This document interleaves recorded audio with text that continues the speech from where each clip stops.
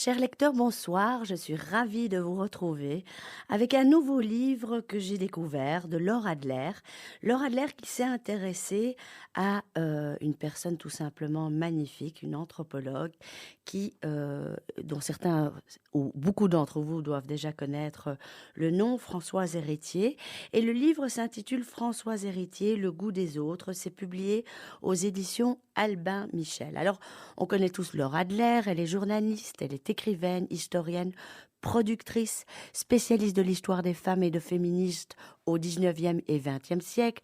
Elle a écrit la biographie de grandes figures féminines et je dirais que Laure Adler était très très proche de Françoise Héritier parce que quand Laure Adler était jeune, elle s'est retrouvée un petit peu dans le même courant intellectuel à Paris que Françoise Héritier et elle s'est nouée avec cette femme pour laquelle elle vouait une admiration totale, profonde. Et donc, Françoise Héritier était anthropologue, elle a vraiment bousculé les codes dès le départ. Elle a été, comme je vous l'expliquerai plus tard, élève de Claude Lévi-Strauss. Elle a été une femme très très importante qui a joué un rôle terriblement important. Et Laure Adler trouve que finalement cette femme n'a pas eu l'hommage qu'elle méritait, comme par exemple aujourd'hui, quand on regarde l'œuvre de Michel Foucault ou de Gilles Deleuze, eh bien, ce sont des travaux qui sont enseignés pour elle un peu partout et elle n'a pas été aussi reconnue. Et donc elle a envie de nous faire connaître cette femme qui avait déjà publié il y a quelques années, juste avant sa mort. Françoise Héritier avait publié un livre, elle était venue le présenter chez François Bunel à la grande librairie, ça s'intitulait Le sel de la vie. Eh bien elle a envie de présenter cette femme et elle a écrit une biographie de cette femme qui est à la fois un parcours intellectuel, qui est le portrait d'une femme joyeuse qui a toujours su débusquer le sel de l'existence. Et c'est un portrait où elle lui voue une véritable déclaration d'affection à l'ami qu'elle aime. Et donc Françoise Héritier a été reconnue au fil des temps comme la grande spécialiste de l'importance de la symbolique du corps dans le fonctionnement de toutes les sociétés. Donc elle est partie de tout sourd, de tout ce qu'elle voyait. C'est une femme qui a énormément voyagé et je vous l'expliquerai un peu plus loin. Et elle a ensuite, à travers les travaux pratiques, à travers son contact sur le terrain, questionné sur ce qui l'étonnait et essayé d'en tirer des théories. Donc le terrain a toujours été sa véritable source d'inspiration et a toujours à chercher à comprendre comment les gens vivent, comment ils s'inventent des règles. Et donc,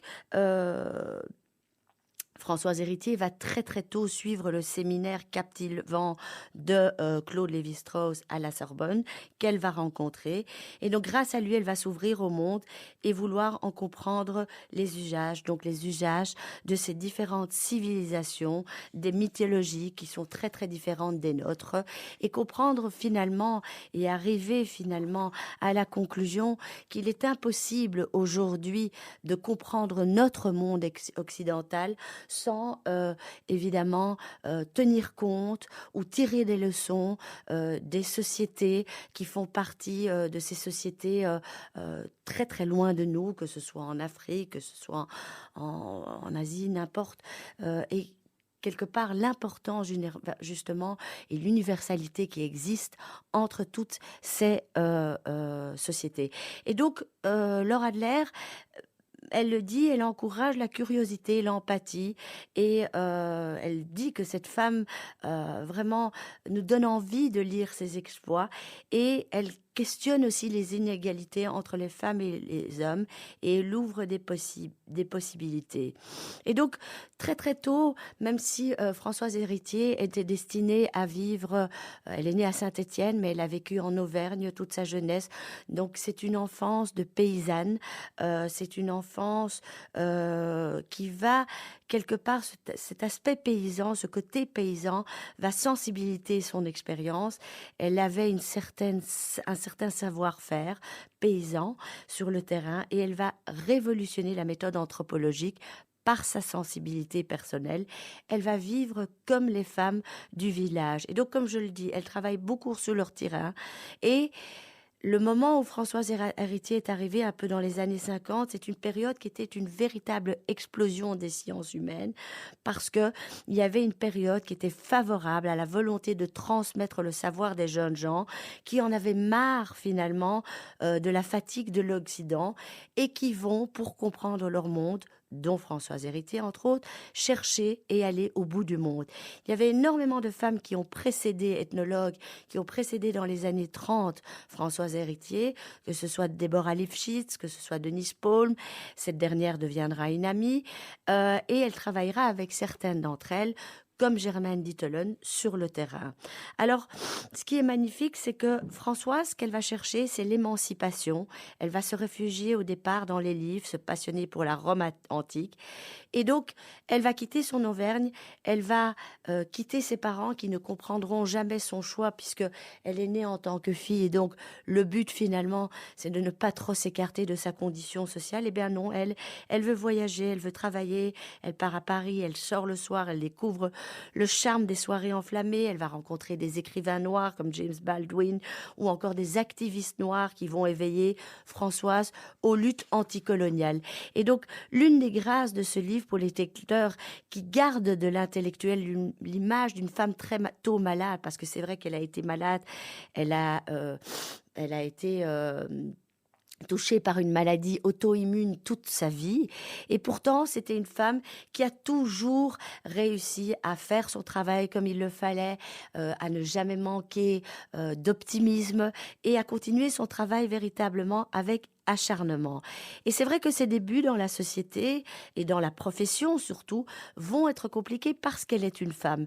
Comme je le disais, elle a coupé les ponts avec sa famille qui ne la suit pas, qui ne la comprendra pas. Elle se mariera avec un autre anthropologue, ethnologue, Marc Auger, qui partira en Afrique avec lui.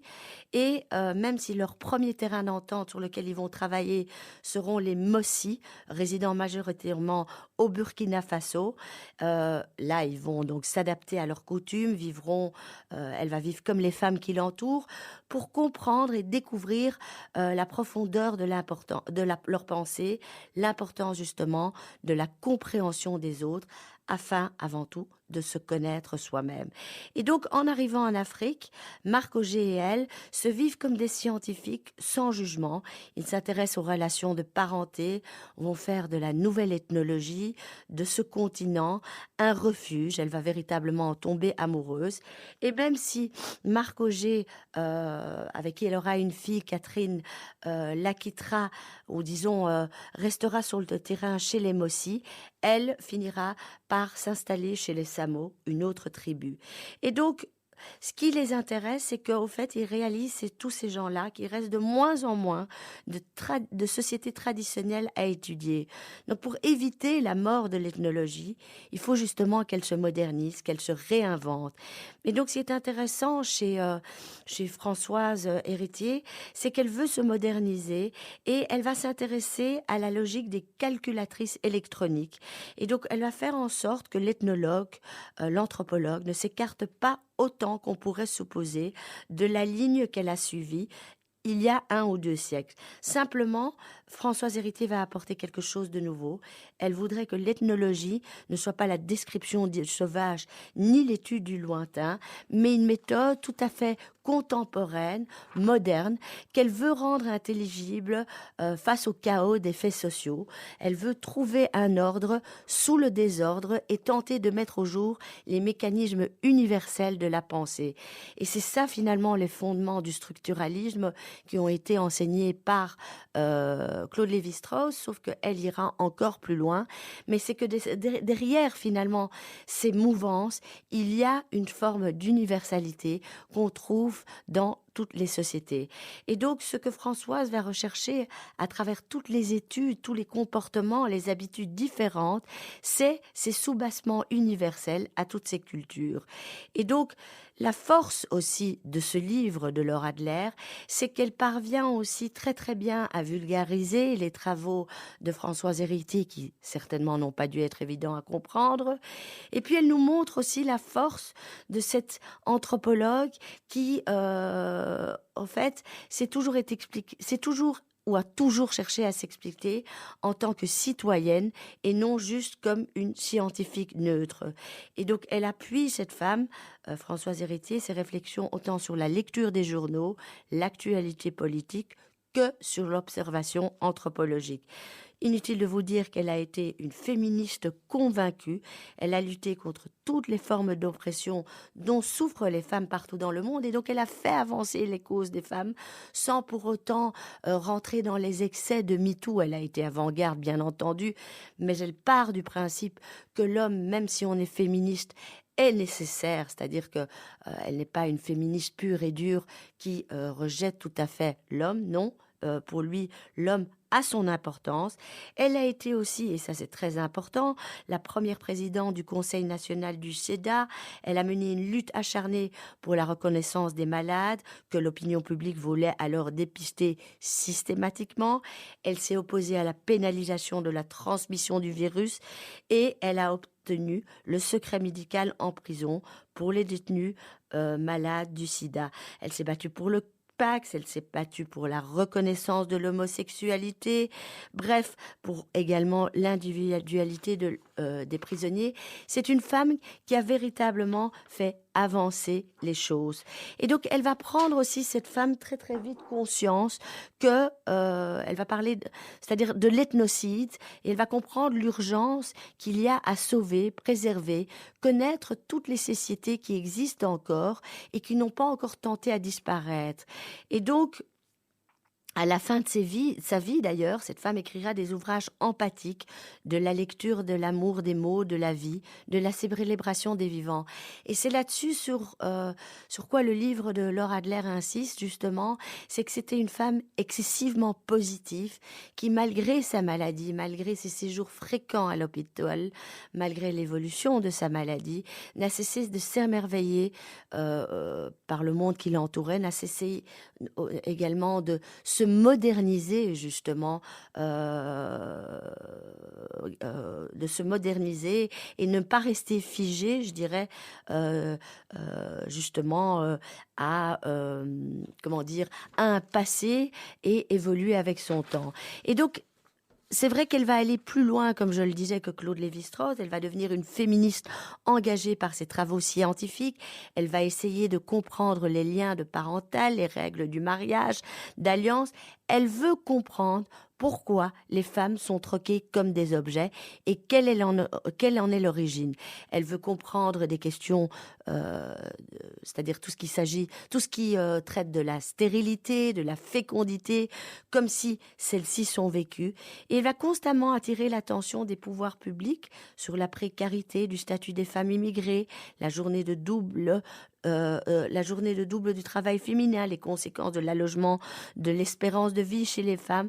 Donc, elle se préoccupe vraiment des femmes, mais elle se pose quand même une question éternelle et elle va l'expliquer dans le livre, je ne vais pas rentrer là-dedans, pourquoi finalement le masculin domine toujours. Elle va chercher à comprendre, et c'est là-dessus que Laura Adler, même si par moments le livre se répète, c'est sans doute pour mieux nous faire comprendre les choses, elle va chercher à comprendre, Françoise Héritier, les racines du déséquilibre entre les deux sexes et à le considérer comme un élément fondateur de toute société. Et pour elle, et je ne vais pas m'étendre là-dessus parce que vous lirez le livre, la différence entre l'importance de l'homme et la femme réside justement dans le fait que l'homme puisse produire du sperme qui amène la vie. Et donc pour elle, la domination masculine est la clé de voûte du vivre ensemble. La femme ne peut pas reproduire le sperme et c'est justement sur cette incapacité que s'est construit la domination du masculin. Et pour la première fois finalement, une femme va théoriser l'appartenance à un sexe comme constitutive du rapport au monde. Alors, c'est vrai que c'est une femme aussi qui va être nommée. Donc, on suit vraiment l'évolution depuis sa tendre enfance, puis sa jeunesse, puis l'âge de la maturité jusqu'à l'âge de la vieillesse. C'est vraiment une biographie très, très complète. On suit aussi son parcours, même je ne vais pas dire politique, mais elle va quand même être nommée par François Mitterrand comme membre du Haut Conseil de la population de la famille. Elle va s'exposer, elle va prendre des risques, elle va même je dirais, à un certain moment, s'opposer à des gens qu'elle admire tant, comme Claude Lévi-Strauss, et elle deviendra, et ça c'est magnifique, en tant que non-médecin, présidente du Conseil national du sida. Son premier rapport concernera l'assurabilité des séropositifs par les compagnies d'assurance. Elle leur redonnera, je dirais quelque part, un statut. Elle abordera la question de la confidentialité, ce secret justement auquel ont droit tous les malades. Et elle tente à rendre humaine, voire parfois trop humaine, la maladie. Alors, comme je le disais, Claude Lévi-Strauss, avec le temps, va se dégager de plus en plus du Collège de France et va vouloir donner de plus en plus, va avoir envie de plus en plus de donner des interviews, que ce soit chez Pivot à l'époque ou des interviews à l'université, et va choisir quelqu'un qui le remplacera au Collège de France, et il va choisir justement Françoise Héritier comme sa suivante. Françoise Héritier qui sera la deuxième femme après Jacqueline de Romilly à être justement nommée au Collège de France. Et pour elle sera créée une nouvelle chaire d'études comparées des sociétés africaines. Et ce sera la première fois que l'Afrique va rentrer par la grande porte du savoir au Collège de France. Et c'est très important parce que quand on lit ce que Sarkozy, il n'y a pas si longtemps, disait justement sur l'Afrique, et je vais le reprendre, eh bien, ça tente justement à nous montrer à quel point des gens, des anthropologues, des gens passionnés comme Françoise Héritier et autres, ont eu justement de l'importance et ont joué un rôle prépondérant en s'intéressant à des sociétés différentes, à des sociétés sauvages, pour comprendre nos sociétés. Alors, je reprends quelque chose que, en 2007, au discours de Dakar, Sarkozy affirmait. Il disait: le drame de l'Afrique, c'est que l'homme africain n'est pas assez entré dans l'histoire, dans son imaginaire, où tout recommence toujours. Il n'y a de place ni pour l'aventure humaine, ni pour l'idée du progrès. L'Afrique, terre de sauvages, habitée par des païens immoraux et dépravés, et de plus, ils sont noirs.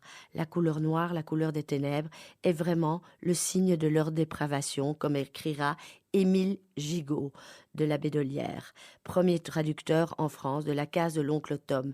Mais donc finalement, on sent que même s'il n'y a plus de enfin, ce serait peut-être un peu gros de dire qu'il n'y a plus de racisme, mais ce racisme est plus joliment caché. Eh bien, il a fallu attendre. C'est-à-dire que même un type comme Sarkozy n'a pas été, dans son discours, on en trouve quand même encore quelques, je dirais, influences de ce racisme qui ne cessera finalement de poursuivre, je dirais, nos mentalités. Alors, ce serait une erreur de dire que l'Afrique, justement, est restée à l'écart de l'histoire du monde jusqu'à son ouverture par la colonisation, parce que c'est faux. Tout commerce serait une erreur de croire que rien n'a pu s'y passer, qui n'y soit introduit de l'extérieur. Et ce que Françoise Héritier va essayer de nous montrer, c'est justement l'existence universelle, et je me répète, des grands archétypes de la pensée humaine, où toutes les cultures et les sociétés peuvent être confondues. Et Françoise intégrera cette chaire où elle sera la seule femme à opérer, et elle lui dira d'ailleurs, elle souffrira du manque de respect des hommes face aux femmes, ce qui, bien entendu, n'est pas quelque chose de nouveau. Alors, je reprends encore vite un dernier petit texte qui parle justement de la rencontre de Laura Adler avec Françoise Héritier, et qui explique peut-être cette volonté et je dirais, ce livre plein de compréhension, plein je dirais, d'admiration pour cette femme que Laura Adler a rencontrée à 18 ans. Alors elle dit: je l'ai rencontrée quand j'avais 18 ans environ, grâce à mon cercle amical. J'étais alors étudiante en philosophie et en anthropologie.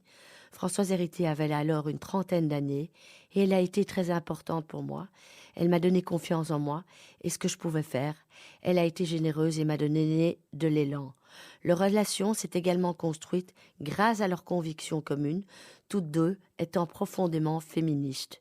Une cause que soutient Laure Adler depuis 79, Françoise Héritier a été une grande théoricienne du féminisme et a écrit 2 livres à ce sujet.